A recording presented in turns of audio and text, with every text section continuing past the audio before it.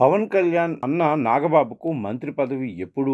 ఉగాదికి ఇస్తారా? లేకుంటే జూన్‌లో పదవి ఇస్తారా? లేకుంటే మంత్రివర్గ విస్తరణ సమయంలో పదవి కేటాయిస్తారా? అన్నది ఇప్పుడు చర్చకు దారితీస్తుంది. నాగబాబును క్యాబినెట్‌లోకి తీసుకుంటామని సీఎం చంద్రబాబు కొద్ది నెలల కిందట ప్రకటించిన సంగతి తెలిసిందే. అయితే నాగబాబు ఏ సభలోనూ సభ్యుడు కారు. అందుకే ముందుగా ఆయన్ను ఎమ్మెల్సీని చేసి ఆపై మంత్రిని చేస్తారని ప్రచారం జరిగింది. అయితే ఇప్పుడు ఎమ్మెల్సీ కావటంతో మంత్రి పదవి ఎప్పుడు ఇస్తారు అన్నది ప్రశ్న. మరోవైపు బీజేపీకి ఒక మంత్రి పదవి ఇవ్వాలన్న డిమాండ్ తెరపైకి వస్తుంది. ఇప్పటికే జనసేనకు 3 మంత్రి పదవులు ఇచ్చారు. సంఖ్యాబలం బట్టి తమకు మరో మంత్రి పదవి ఇవ్వాలని బీజేపీ పట్టుబడుతోంది.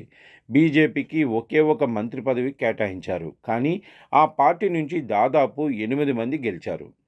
సుజనా చౌదరితో పాటు విష్ణుకుమార్ రాజు మంత్రి పదవి ఆశిస్తున్నారు. కేబినెట్లో ఉన్నది ఒకే ఒక్క మంత్రి పదవి.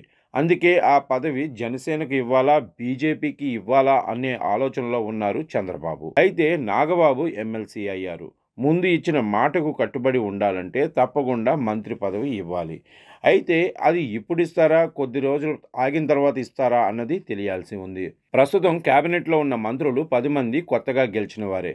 2.5 ఏళ్ల తర్వాత మంత్రివర్గ విస్తరణ ఉంటుందని ప్రచారం జరుగుతుంది.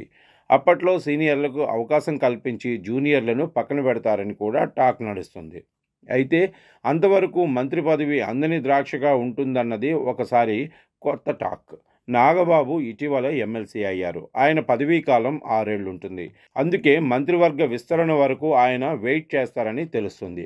అప్పట్లో 25 మంది మంత్రుల్లో సగానికి పైగా ఉద్వాసన చెప్తారని, వారి బదులు సీనియర్లకు అవకాశం ఇస్తారని తెలుస్తుంది. అయితే ఈ లెక్కన నాగబాబు అప్పటి వరకు ఆగాల్సిందేనని కూటమి వర్గాలు చెబుతున్నాయి.